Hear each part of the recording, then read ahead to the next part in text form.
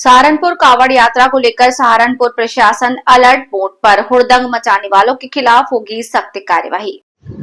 सहारनपुर श्रावण मास और कांवड़ यात्रा के दृष्टिगत सहारनपुर पुलिस द्वारा व्यापक सुरक्षा और यातायात प्रबंध किए। कांवड़ मार्गों का मैपिंग कर ट्रैफिक डाइवर्जन सेक्टर और जोन व्यवस्था, अस्थायी पुलिस चौकियां तथा 24/7 मोबाइल पुलिस टीमें तैनात की जा रही हैं।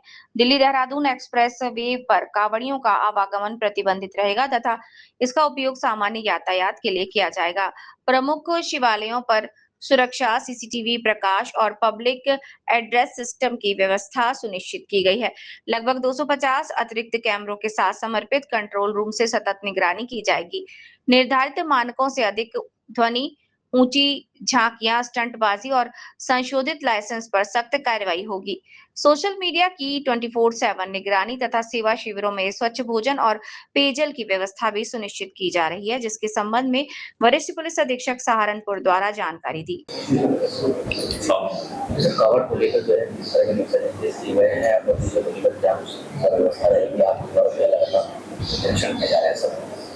देखिए 31 जुलाई से सावन का महीना शुरू हो जाएगा और हर साल की भांति भारी संख्या में जो श्रद्धालु हैं वो जल लेकर अलग अलग मार्गों से सहारनपुर में से होते हुए और सहारनपुर के अंदर भी अलग अलग शिवालयों में जलाभिषेक करेंगे।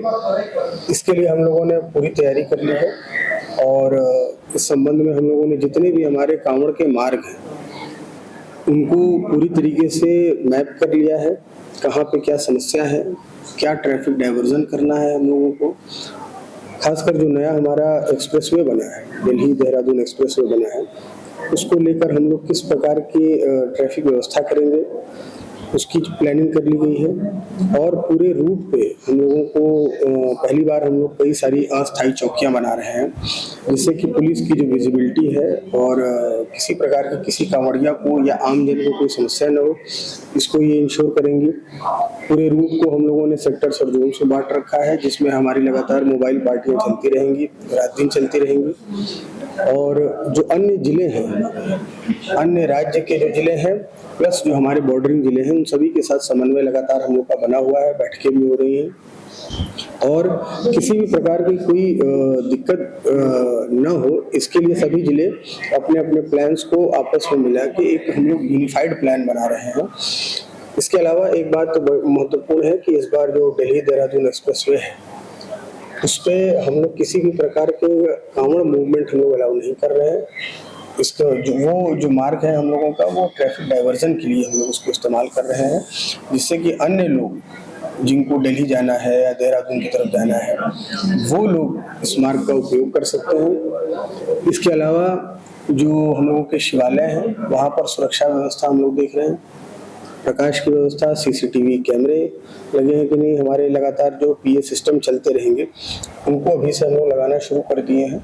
तो एक तरीके से पूरी जो व्यवस्था है हम लोगों की उसको हम लोग देख रहे हैं, कहीं किसी प्रकार की कोई कमी ना रहे, इसको इंश्योर किया जा रहा है। एक इम्पॉर्टेंट चीज़ है कि इस बार हम लोग डेडिकेटेड मॉडर्न कंट्रोल रूम बना रहे हैं, जिसमें लगभग 250 के आसपास हम लोग अलग से कैमरे लगवा रहे हैं कि वो सभी एरिया जो छूट जाते थे नॉर्मली, जहाँ पे हम लोगों की विजिबिलिटी और हम लोगों की नज़र उन पर नहीं रह पाती थी, उनके भी रहे। इसके लिए कैमरों की व्यवस्था की गई है। कंट्रोल रूम से सभी अधिकारीगण लगातार उस पर नज़र रखेंगे।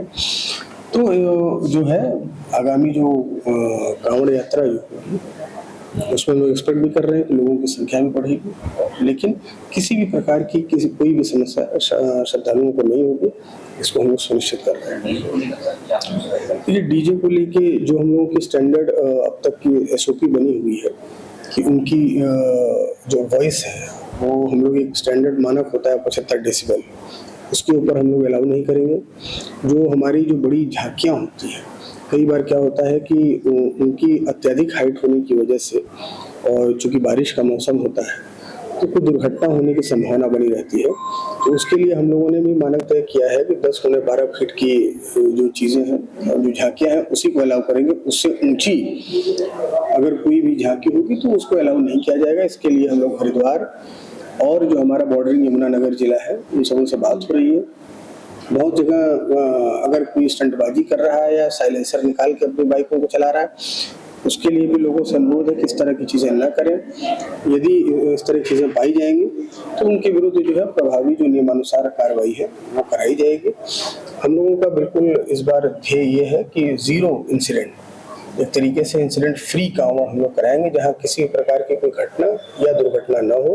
और इसी के लिए हम लोग सोशल मीडिया की भी लगातार हम लोग 24 घंटा बहुत गहन मॉनिटरिंग कर रहे हैं।